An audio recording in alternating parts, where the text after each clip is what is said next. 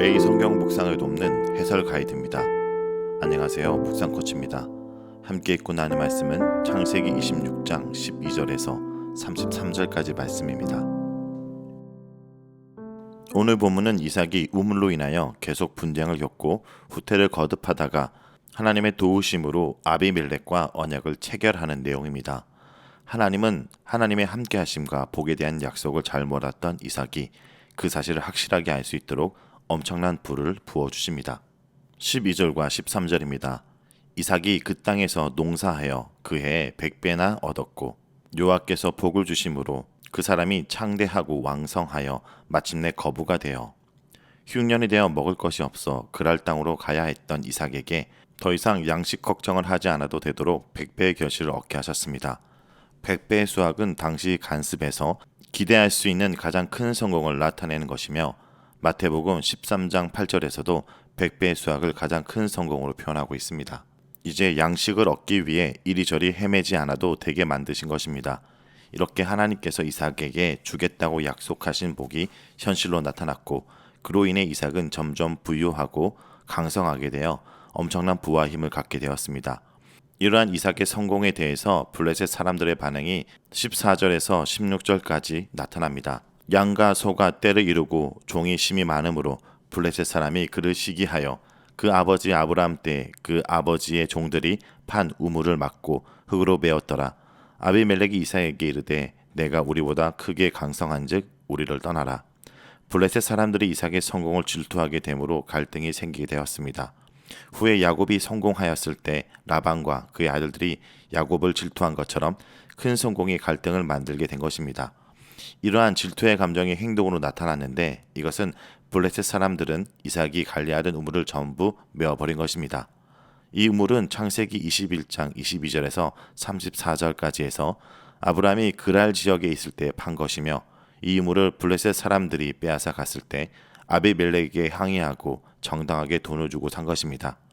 그런데 이번에 블레셋 사람들은 무력으로 이 우물을 빼앗아 사용하지 못하도록 아예 메어버리기까지 했습니다. 이삭이 아예 소유권을 주장하지 못하게 하라는 행동입니다. 그리고 아비멜렉은 아브라함 때와 다르게 불가침 조약을 맺는 것이 아니라 추방령을 내렸습니다. 이 땅에서 나가달라고 명령한 겁니다. 이것은 이삭이 아브라함 때보다 훨씬 강해져서 블레셋에 위협이 되는 상황이 되었다는 것을 의미합니다.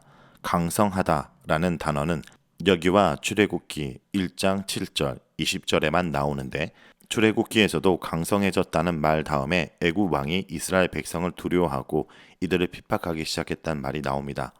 이렇게 이삭은 비록 하나님을 온전히 신뢰하지 못하는 연약한 모습을 보여주었지만 신실한 하나님께서는 이삭이 하나님을 믿을 수 있게 엄청난 복을 주셔서 이삭이 누구도 두려워하지 않아도 되도록 오히려 상대방이 이삭을 두려워하게 만들어 주신 것입니다. 하나님의 엄청난 축복을 받은 이삭은 블레셋 사람들의 시기를 받아 아버지의 우물을 빼앗길 뿐 아니라 그랄에서 나가달라는 명령을 받게 됩니다. 17절과 18절입니다. 이삭이 그곳을 떠나 그랄 골짜기에 장막을 치고 거기에 거류하며 그 아버지 아브라함 때 팠던 우물들을 다시 팠으니 이는 아브라함이 죽은 후에 블레셋 사람이 그 우물들을 메었습니다. 이삭이 그 우물들의 이름을 그의 아버지가 부르던 이름으로 불렀더라. 이런 괴롭힘과 추방 명령에 이삭은 전혀 저항하지 않고 순순히 그랄 지역에서 물러나와 그랄 골짜기에 장막을 치고 그곳에 거주하였습니다. 그곳에서 이전에 아버지 아브라함이 팠던 우물을 다시 팠고 아버지가 부르던 이름으로 그 우물에 이름을 붙였습니다. 고대 근동에서 우물의 소유권을 정하는 한 가지 방법은 그 우물에 이름을 붙이는 것입니다. 이름을 붙인 사람이 소유자가 되는 것입니다. 또한 25절에 나오는 장막을 세우고 우물을 파는 행동은 주인이 없는 땅에 대한 권리를 확립하는 행동으로 이런 행동들을 통해 그 땅의 소유권을 인정받을 수 있었습니다. 그러므로 이삭이 우물을 파고 계속해서 우물의 이름을 붙임으로 우물과 그 땅에 대한 소유권을 주장하는 것입니다. 우물을 파고 이름을 붙인 사람에게 소유권이 인정되는 고대 관습과 21장에서 아비멜렉이 아브라함의 소유권을 인정해준 상황을 배경으로 본문은 이 우물들이 아브라함과 그의 계승자들에게 소유권이 있다는 것을 분명하게 말하고 있는 것입니다. 또 아비멜렉이 이러한 소유권을 인정하지 않고 이삭을 쫓아낸 것이 부당함을 강조하고 있습니다. 그랄 골짜기에 머물면서 이삭의 종들은 필요한 우물을 다시 파게 됩니다. 19절과 20절입니다. 이삭의 종들이 골짜기를 파서 샘 근원을 얻었더니 그랄 목자들이 이삭의 목자와 다투어 이르되 이 물은 우리의 것이라 하매 이삭이 그 다툼으로 말미암아 그 우물 이름을 에색이라 하였으며 그들은 골짜기에서 물이 마르지 않고 솟아나오는 우물을 발견하였습니다. 하나님께서는 이삭에게 축복을 주셔서 좋은 우물을 허락하신 것입니다. 그런데 이삭을 질투하는 그랄 목자들은 이곳까지 찾아와서 그 우물에 대한 소유권을 주장하며 말다툼을 하였습니다.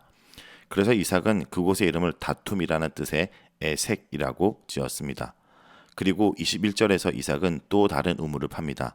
이것은 이전의 우물은 그랄 목자들에게 넘겨주고 그 자리를 피해 다른 곳으로 왔음을 의미합니다. 그곳에서도 물이 나왔지만 그랄 목자들은 이거마저 탐을 내고 소유권을 주장하였습니다. 이삭은 그곳 이름을 대적한다는 의미의 신나라고 지었습니다. 이삭은 다툼 때문에 우물을 넘겨주었지만 자신의 이름을 지음으로써 우물에 대한 소유권이 자신에게 있음을 분명히 주장하고 있습니다. 그랄 목자들과 충동하던 이삭은 다시 다른 곳의 우물을 받고 더는 충돌이 없게 되었으며 이삭은 그곳을 르호봇, 장소가 넓다라는 의미로 지었습니다. 하나님께서는 더는 그랄 목자들과 충돌을 일으키지 않고 살 수 있을 만한 넓은 곳을 주셨기 때문입니다.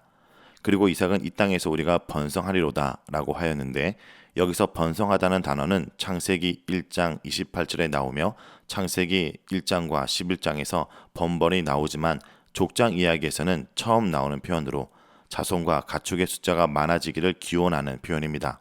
이삭은 그랄 사람들과의 갈등으로 인해 자신이 판 우물을 빼앗기고 쫓겨다니는 신세가 되었지만 하나님께서는 약속대로 동행하시면서 계속 복을 내려주셨습니다. 하나님께서는 그랄 지역에 머물라는 명령을 지켜 순종하는 이삭에게 복을 주시고 약속을 지켜주셨습니다. 23절에서 이삭은 그랄 지역을 떠나 부엘세바로 올라갑니다. 부엘세바는 21장 22절에서 34절까지 해서 아브람과 아비멜렉이 언약을 맺은 곳이고 아브람이 살았던 곳입니다. 하나님께서는 이곳에서 이삭에게 다시 나타나십니다. 24절과 25절입니다. 밤에 여호와께서 그에게 나타나 이르시되 나는 내 아버지 아브람의 하나님이니 두려워하지 말라. 내 종 아브람을 위하여 내가 너와 함께 있어 내게 복을 주어 내 자손이 번성하게 하리라 하신지라. 이삭이 그곳에 제단을 쌓고 여호와 이름을 부르며 거기 장막을 쳤더니 이삭의 종들이 거기서도 우물을 팠더라. 자신을 아브람의 하나님으로 소개하신 후에 아브람을 위하여 이삭과 함께 있을 것이고 복을 주실 것이며 자손을 번성케 해주겠다고 하십니다. 이 약속은 2절과 3절에서 하셨던 약속을 반복하는 것으로 하나님의 말씀에 순종한 이삭에게 2절과 3절에 주셨던 약속을 다시 확증해주는 기능을 하고 있습니다. 하나님께서는 이삭의 연약한 부분을 용서하시고 그의 순종에 초점을 맞추어 이삭의 그랄 행이 성공적이었다고 평가해 주신 것입니다. 그리고 이삭 또한 아브람처럼 단을 쌓아 제사를 지내고 여호와 이름을 부르며 은혜와 언약을 주신 하나님께 자신의 믿음과 감사를 표현했습니다. 그리고 25절의 마지막에 거기서도 우물을 팠더라는 말을 통해 하나님께서 계속해서 이삭과 동행하시며 복을 내려주시고 있다는 것을 표현하고 있습니다. 부엘세바에서 지내고 있는 이삭에게 아비멜렉이 그의 친구 아훗삭과 군대장관 비굴과 함께 그랄에서 찾아옵니다. 26절에서 28절입니다. 아비멜렉이 그 친구 아훗삭과 군대장관 비굴과 더불어 그랄에서부터 이삭에게로 온지라. 이삭이 그들에게 이르되 너희가 나를 미워하여 나에게 너희를 떠나게 하였거늘 어찌하여 내게 왔느냐. 그들이 이르되 여호와께서 너와 함께 계심을 우리가 분명히 보았으므로 우리의 사이 곧 우리와 너 사이에 맹세하여 너와 계약을 맺으라 하였노라. 이 장면은 21장 22절에서 33절까지와 비슷하며 등장인물의 이름도 아훗삿을 제외하고 동일합니다. 하지만 동일한 사람은 아니고 같은 이름을 가진 다른 사람들입니다. 여기서 아훗삿은 친구로 소개되는데 이는 가장 신뢰할 만한 궁중의 신하를 뜻합니다.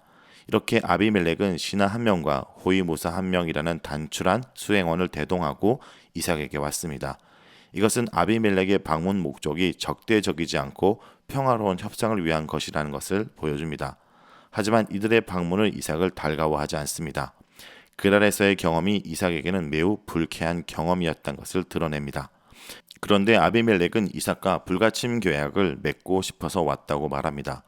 여호와께서 이삭과 함께 하시는 것을 분명히 보았기 때문이라고 말합니다. 이 말을 이전에는 아비멜렉이 아브라함에게 했던 고백과 같습니다. 이들은 하나님께서 이삭과 함께 하시면 엄청난 복을 주심을 똑똑히 보았습니다. 먹을 것을 찾으려고 자기 지역으로 들어온 힘없는 이삭, 그랄 사람들을 두려워하여 자신의 아내를 누이라고 속였던 이삭이 삽시간에 거부가 되는 것을 목격하였고 이제는 자신들을 위협할 만큼 강성해진 것을 알았습니다. 이 모든 기적의 배후에 이삭의 하나님이신 여호와께서 계시다는 것을 그들은 알게 된 것입니다. 이들은 이삭과 하나님이 두려워졌고 혹시라도 자신들이 과거의 이삭을 박대한 것에 대한 원한을 품고 침략을 하면 감당하기 힘들 것이라고 생각했습니다. 그것을 방지하려고 찾아온 것입니다. 전세가 역전되었습니다. 이삭이 두려워하던 블레셋 왕이 이제는 이삭을 두려워합니다. 29절은 블레셋 사람들의 두려움을 잘 표현해주고 있습니다. 29절입니다. 너는 우리를 해하지 말라. 이는 우리가 너를 범하지 아니하고 선한 일만 내게 행하여 내가 평안히 가게 하였음이라. 이제 너는 여호와께 복을 받은 자니라. 아비멜렉은 이삭에게 자신들에게 해를 가하지 말아달라고 부탁하는데 그 근거로 첫째, 자신도 이삭이 리브가를 아내라고 속였을 때 너그럽게 이해하며 오히려 보호해 주었다고 말합니다. 여기서 아비멜렉은 이 사실을 강조하기 위해 범하다는 단어를 사용하고 있습니다. 둘째, 이삭에게 선한 일만 행하고 평안하게 가게 했다고 하지만 사실이 아닙니다. 이삭이 그랄에서 나오는 가정이 결코 평안하거나 선하지 않았습니다. 아비멜렉은 그래도 별일이 없었으니 그냥 넘어가 달라고 말하는 것입니다. 그리고 셋째 근거로는 이삭이 여호와께 복을 받은 자인 것을 말합니다. 하나님의 넘치는 은혜를 받은 자로서 너그럽게 대해달라는 것입니다. 이런 아비멜렉의 간곡한 부탁에 이삭은 평화조약을 맺습니다. 30절과 31절입니다. 이삭이 그들을 위하여 잔치를 베풀매 그들이 먹고 마시고 아침에 일찍 일어나 서로 맹세한 후에 이삭이 그들을 보내매 그들이 평안히 갔더라. 이삭이 이들을 위한 잔치를 베푸는데 잔치는 조약의 일부분으로 조약을 맺은 것에 대한 축하의 자리입니다. 이렇게 갈등 관계로 헤어졌던 이삭과 그랄 왕 아비멜렉은 여호와로 인해 상황이 완전히 역전된 상태에서 서로 화해하며 평화로운 관계로 회복하게 되었습니다. 자, 여기까지가 창세기 26장 12절에서 33절까지 내용입니다. 오늘 이 말씀을 통해 우리는 무엇을 묵상하고 적용해야 될까요? 첫째, 믿기 때문에 세상에서는 후퇴할 수 있습니다. 이삭은 후퇴의 후퇴를 거듭합니다. 좋은 평지를 떠나 골짜기를 이동하여 가는 곳마다 우물을 파지만 빼앗기고 맙니다. 애굽으로 내려가지 않고 순종한 대가가 이것이었습니다. 하지만 그는 싸워서 패배하여 물러난 것이 아니라 능동적으로 당하는 삶을 스스로 선택한 것입니다. 그러다 결국 르호봇의 우물을 선물로 받게 되었습니다. 그러므로 이삭은 하나님이 책임져 주신다는 배포로 뒷걸음질 친 것입니다. 여러분, 믿기 때문에 세상에서는 후퇴할 수 있습니다. 하지만 그것이야말로 믿음의 전진입니다. 둘째, 축복의 근원인 하나님을 볼 수 있어야 됩니다. 아비멜렉은 하친을 청합니다. 아무리 잃고 빼앗겨도 다시 채워지는 이삭의 삶의 배후에 하나님을 보았기 때문입니다. 그 하나님이 함께 하시는 이삭을 당해낼 수 없다고 생각했습니다. 아비멜렉의 입을 통해 하나님의 책망을 들었던 이삭이 이제 아비멜렉을 통해 하나님께 칭찬을 듣고 있는 것입니다. 리브가를 누이라고 속여서 아비멜렉의 책망을 받던 이삭이 이제는 이 세상에 하지 못하는 양보를 함으로써 하나님께 칭찬을 받고 있습니다. 우리가 이 세상보다 못할 때 세상으로 책망을 듣지만 우리가 이 세상에 하지 못하는 선택을 할 때 하나님은 우리를 통해 하나님 자신을 드러내십니다. 오늘 하루도 축복의 근원이신 하나님을 바라보고 그 하나님을 보여주는 하루를 살아가길 간절히 기도합니다.